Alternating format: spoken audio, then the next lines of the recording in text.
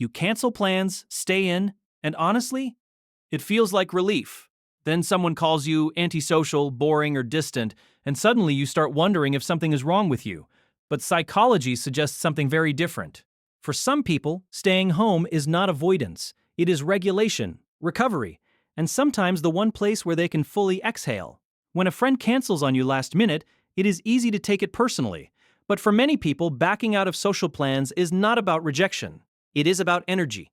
Social interaction always takes something, and for certain nervous systems, it takes more than people realize. That is not a character flaw. It is simply a difference in how people respond to stimulation.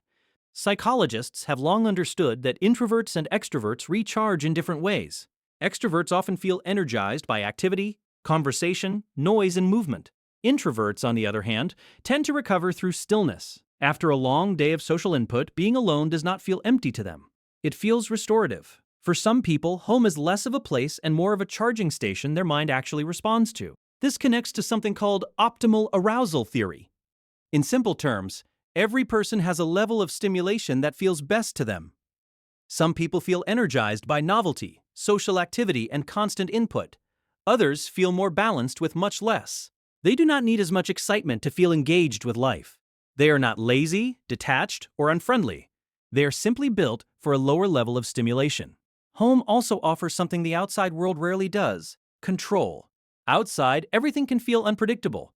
Loud strangers, last-minute changes, small talk, background noise, obligations you never planned for. At home, people can shape the atmosphere for themselves: the lighting, the sound, the pace, even the emotional tone of the room. For people who are highly sensitive, easily overstimulated, or emotionally drained, that kind of control is not a luxury. It is often what helps them function well. And in that quiet, something valuable often happens. Research has repeatedly linked solitude with reflection, creativity, and clearer thinking. Many people do their best processing when nothing is interrupting them. Staying home is not always passive. For some people, it is where their most meaningful thoughts begin to take shape. Not in the middle of a crowded room, but somewhere quiet, with a book, a long thought, or a late-night moment of clarity. Being alone and being lonely are not the same thing, and psychology has been clear on that distinction for a long time. The problem is that modern culture does not always respect this. We are constantly told that a full social calendar means a full life. Going out looks exciting. Being seen looks successful. But what if real happiness, for you, looks more like comfort food, a familiar show, and an evening with no expectations? That is not sadness.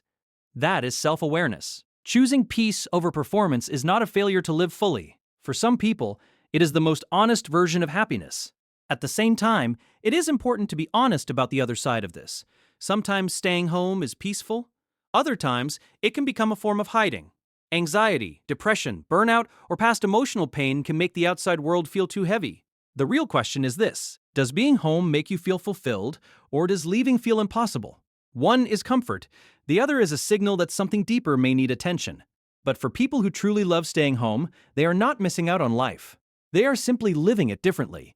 They often notice meaning in quiet rituals: morning coffee, a favorite corner of the couch, the soft light near sunset, the little details most people rush past. Their inner world is rich enough that they do not need constant entertainment from the outside world. So if you are someone who feels genuinely happy on a quiet Saturday, who turns down invitations without guilt, who feels restored by your own space, you are not broken. You may simply be wired to value depth more than noise and calm more than performance. And the next thing we are going to talk about might feel even more personal than this.